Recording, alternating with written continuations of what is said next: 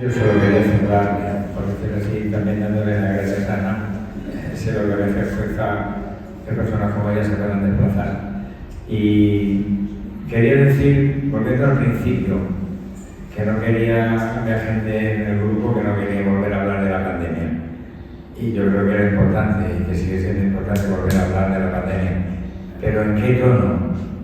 Es decir, no solo en el tono, creo que Ritu estaría muy de acuerdo con ella, es decir, no se trata de recordar por recordar, sino cómo nos quedamos con lo positivo, también lo has dicho tú y creo que ha salido en general, cómo recordamos y nos conviene no olvidar para que en situaciones similares todos seamos más rápidos, más eficaces, estando más unidos, yendo más a una. Que realmente sean ejercicios de fraternidad o que nos permita hacer momentos pues como este que estamos haciendo. Nada más. Buenas tardes. Las cosas que yo planteaba es que yo creo que desde mi punto de vista y por lo que yo veo cada día en mi práctica clínica es que la vida de las personas ha cambiado mucho. Antes mucha gente tenía una red social que era muy importante, que no solo tenemos nuestros amigos, sino que aparte de nuestros amigos tenemos nuestros conocidos, gente que vemos de vez en cuando, incluso gente con la que nos encontramos, el farmacéutico, el panadero. Eso es una red social. Es una red social que de hecho es lo que para el ser humano es más necesario de lo que pensamos. No solo necesitamos amigos, necesitamos esa red. Y esa red, para una persona, yo veo evidentemente yo en mi consulta veo muchos pacientes que son mayores, muchos de ellos están jubilados. Y antes de tener el COVID, pues tenían una vida, muchos de ellos muy activa en el mejor de los casos, ¿no? Cuando las enfermedades y los achaques los permiten.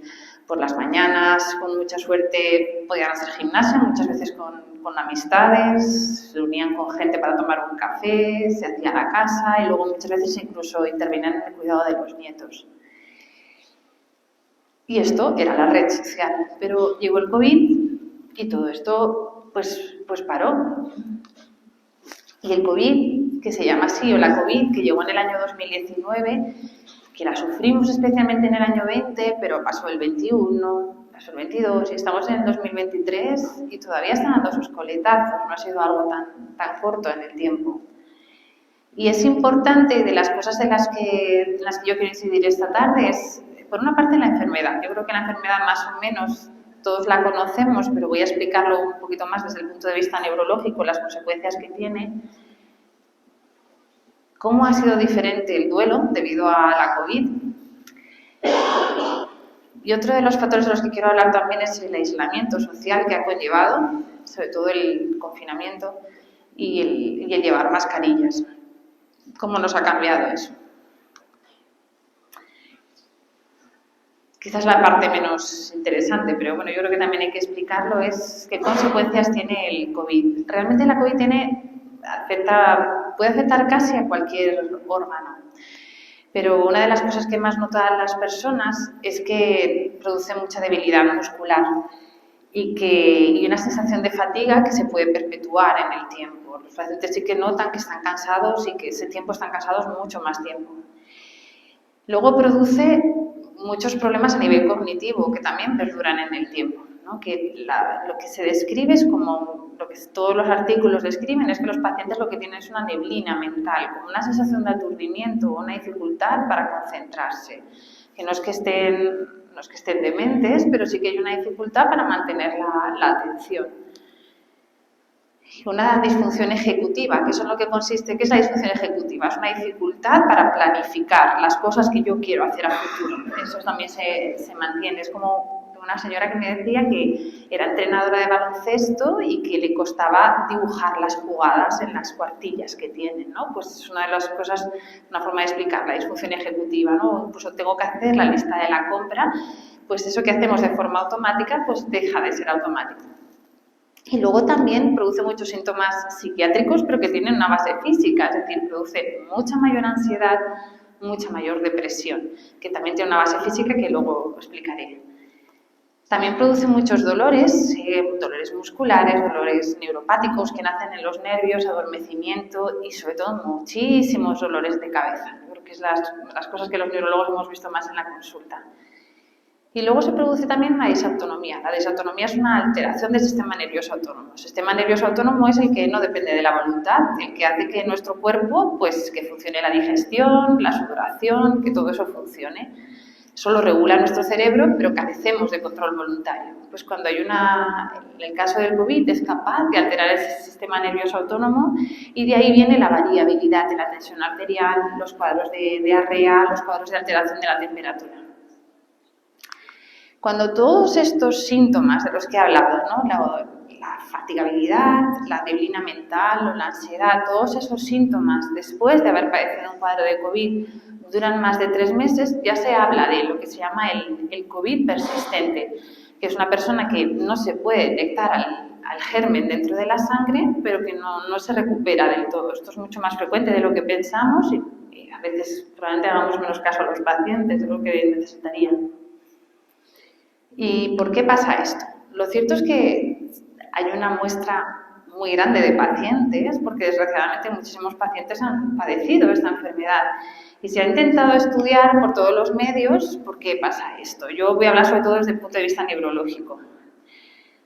Lo cierto es que se sabe que el motivo por el que produce este daño neurológico, que es el que más conozco yo, no es tanto porque el virus entre en nuestro cerebro, sino porque cuando el virus entra en nuestro organismo, y por ende cuando entra en nuestro organismo intenta atacarlo por todos los medios y se genera una reacción inflamatoria enorme, ¿no? Todo nuestro sistema inmunológico trabaja para echar al virus de nuestro cuerpo.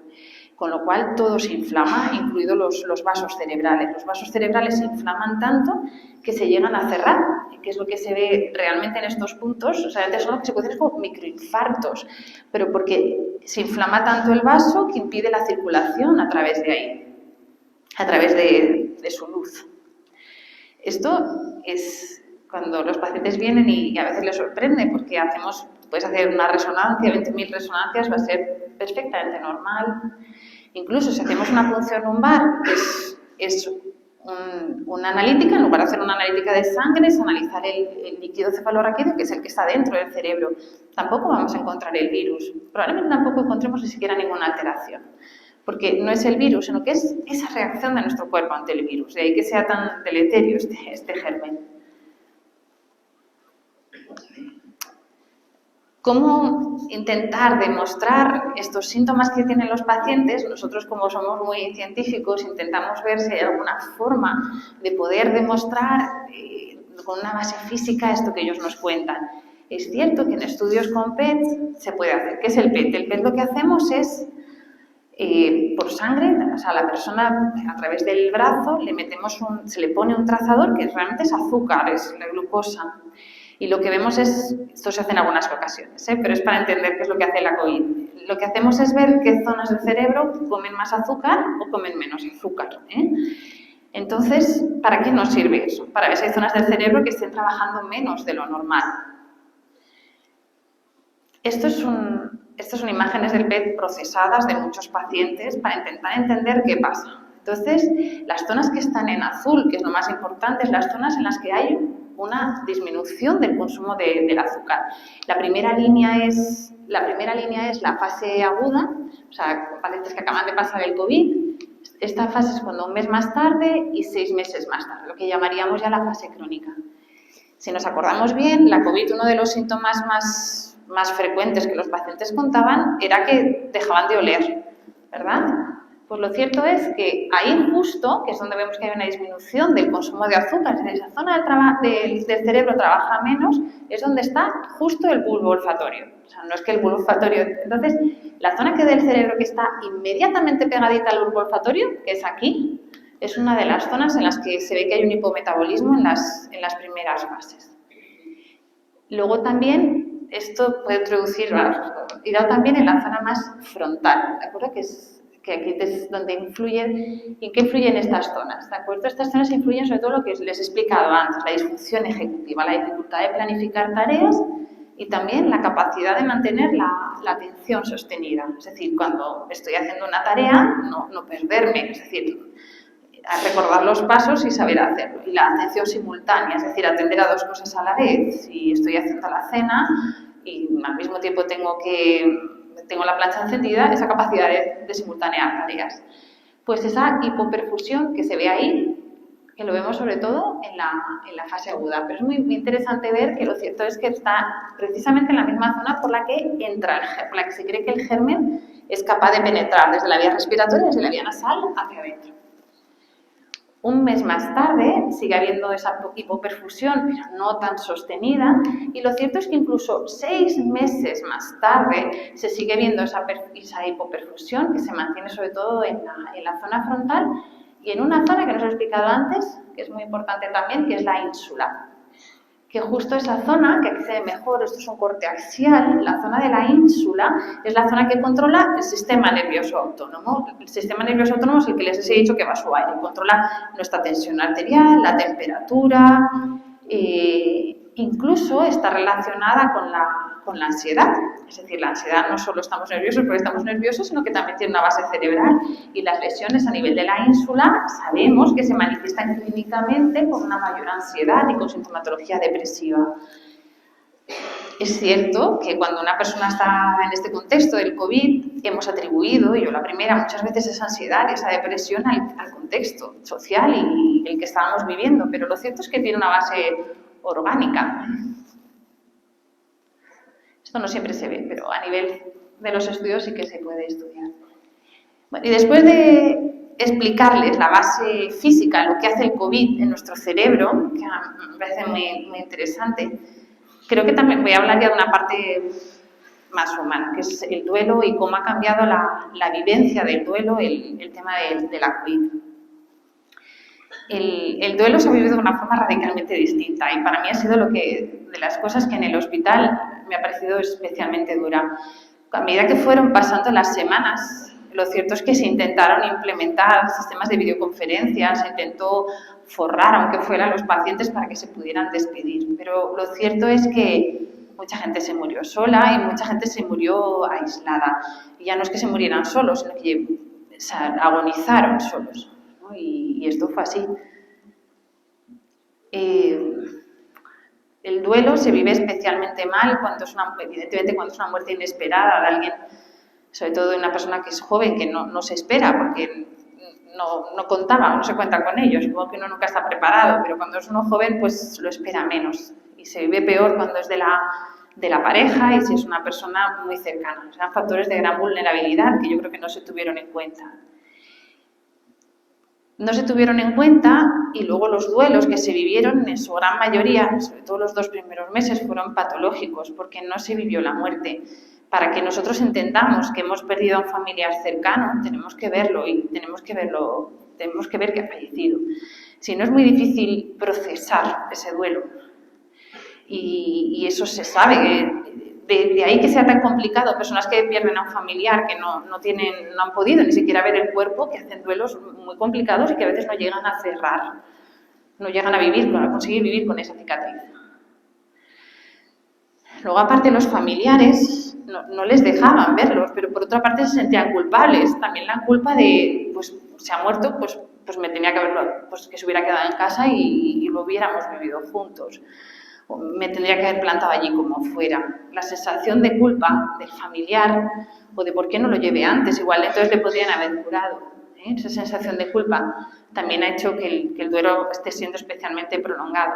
Y luego, aparte, han sido duelos sin abrazos. Cuando el familiar fallecía, ni siquiera el más cercano le podía abrazar, y cuando luego encima iban al sanatorio, pues evidentemente estaba muy restringida la entrada y encima no nos tocábamos. No hay abrazos que permitan, y nosotros somos seres sociales que necesitamos tocarnos. En algunos países, en España no, de hecho se ha intentado luego hacer terapias de grupo he estado leyendo mucho sobre el tema, terapias de grupo para intentar retomar y que esas personas que entendieran y lo compartieran y lo pudieran sobrellevar, pero la verdad es que esto en España no se ha tenido nada en cuenta. También quería hablarles del aislamiento. Yo me acuerdo que incluso hablé con Ginés en algún momento durante el aislamiento, porque yo ya me lo estaba viendo venir, sobre todo en el confinamiento. Y es verdad que yo fui muy crítica con el confinamiento y yo ya en el confinamiento lo estaba viendo. Y ya le dije, para nosotros nuestro entorno laboral cambió radicalmente, ¿eh? Yo no digo por el riesgo ni por nada, sino porque la parte social de ver a compañeros, nosotros empezamos a vernos en el hospital como si fuéramos átomos que nos fuéramos separando unos de otros, ¿no? Ya no había nada social, no nos sonreíamos, no nos tocábamos, o sea, digo entre los compañeros, ya ni hablar de los pacientes, que parecía que teníamos que tener una distancia tremenda. Pero yo por lo menos salía a trabajar. Yo creo que el aislamiento, las 7 semanas de confinamiento fueron durísimas y tuvieron muchas consecuencias que seguimos viendo a día de hoy. Creo que a cualquier edad tuvo sus problemas. Los niños, porque dejaron de comunicarse con otros niños. Los adolescentes, esto se sabe muy bien, los adolescentes tienen mucha tendencia, sobre todo en la edad de los 15 y 16 años, a crear una fobia social, ¿no? A dejar de relacionarse, porque eso es una dificultad, es un obstáculo en una época en la que todavía no tiene una personalidad formada. Las fobias sociales entre los adolescentes han incrementado muchísimo, porque es mucho más cómodo estar en casa y relacionarnos a través de pantallas. Y luego encima hay muchos para los que su vida social estaba en torno a la escuela, o lo único bueno que podían encontrar en la escuela era que les permitiera establecer relaciones, y eso se lo quitamos. Con lo cual la adolescencia ha sido fatal. En la mediana edad ha habido mucha gente que se ha acostumbrado a establecer unas relaciones de 2, 4, 3, 4 personas, se han acomodado ahí y ya está. Y ya en la tercera edad, podemos decir, en las personas más mayores, el aislamiento ha sido mayor, porque les empezamos a decir que tenían mucho peligro si salían a la calle, casi que les veíamos como diciendo, ¿pero dónde va? Si no hay sitio en el hospital para usted, no se relacione con nadie, ya no cuide de los nietos. Ya no tenemos coro, no tenemos café, no tenemos gimnasia, no tengo nada. Entonces, el aislamiento ha sido tremendo. Yo tengo un montón de pacientes para mí esos 2 meses de confinamiento hay gente que envejeció 5 años. Los que tenían dificultad para andar acabaron en silla de ruedas. Y la primera semana que se levantó el confinamiento, teníamos 6 fracturas de cadera. Había gente que es que se le había olvidado andar. Y los traumatismos craneoencefálicos, la gente se le olvidó andar. Esto también llevó, el relacionarnos menos con los demás, también llevó a un cierto descuido personal, ¿no? Ya no cuidábamos tanto la estética, porque en el fondo es total. Encima ya salimos con mascarilla, y ese cuidado personal es más importante de lo que creemos, porque el cuidado personal es para que nos vean los demás, pero sobre todo para vernos nosotros mismos bien, porque eso afianza nuestra seguridad y lo necesitamos. Con lo cual, estas consecuencias, esto que empezó en el confinamiento, no fueron las 7 semanas de confinamiento, se ha mantenido meses, se ha mantenido años. Tengo una señora, más de uno, que ha engordado, pero una señora concretamente había engordado 28 kilos y su gran reto había sido ser capaz de volver a bajar por el pan. Mucho más de lo que pensamos. ¿Qué factores incrementan la vulnerabilidad al confinamiento aquí en España y en general? Y esto sí que está muy estudiado porque se ha estudiado por un montón de sociedades. Cuanto más largo es el confinamiento, evidentemente más consecuencias va a tener. Luego la información, ahora sabemos más cosas, pero en aquel momento nos llegó un bombardeo de información que además en su gran mayoría era sensacionalista. Porque es lo que más llama. Ahora leemos los periódicos digitales y lo que cuentas los tics que hacemos, porque así se lee más y ellos reciben más dinero. Y se tendía a hacer una información muy sensacionalista y a veces derrotista, ¿no? Que hacía caso en la película.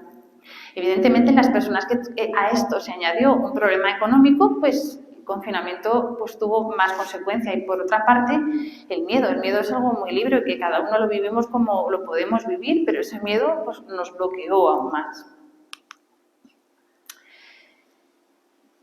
Y lo último de lo que quería hablar también es de la mascarilla, del uso de la mascarilla, que ya no digo que no haya sido necesaria, por supuesto, pero que también tenemos que asumir las consecuencias que ha tenido llevar la mascarilla. Podemos tener en cuenta los problemas de la pérdida de volumen, ¿no? Cuando, sobre todo en gente que oye mal.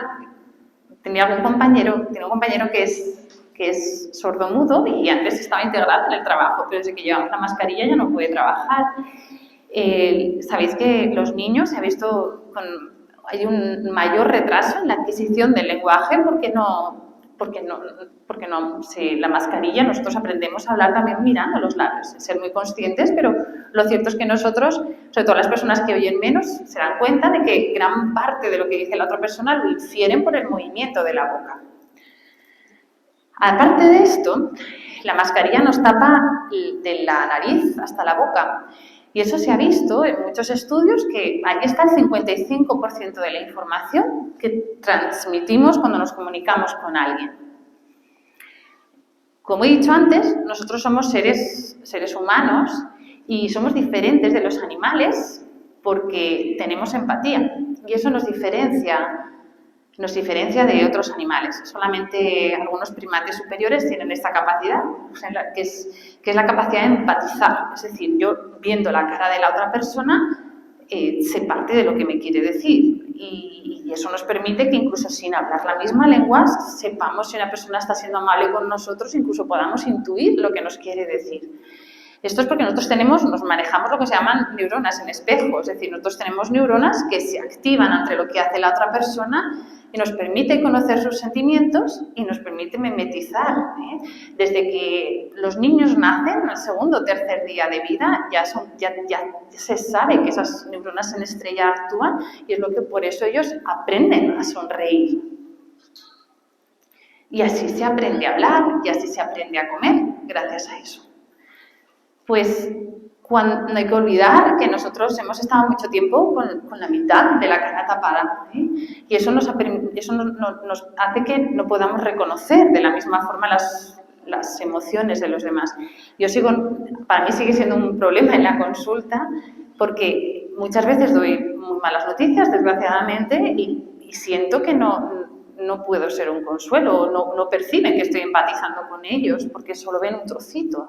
Y hombre, los ojos son expresivos, pero es cierto que nos perdemos más de lo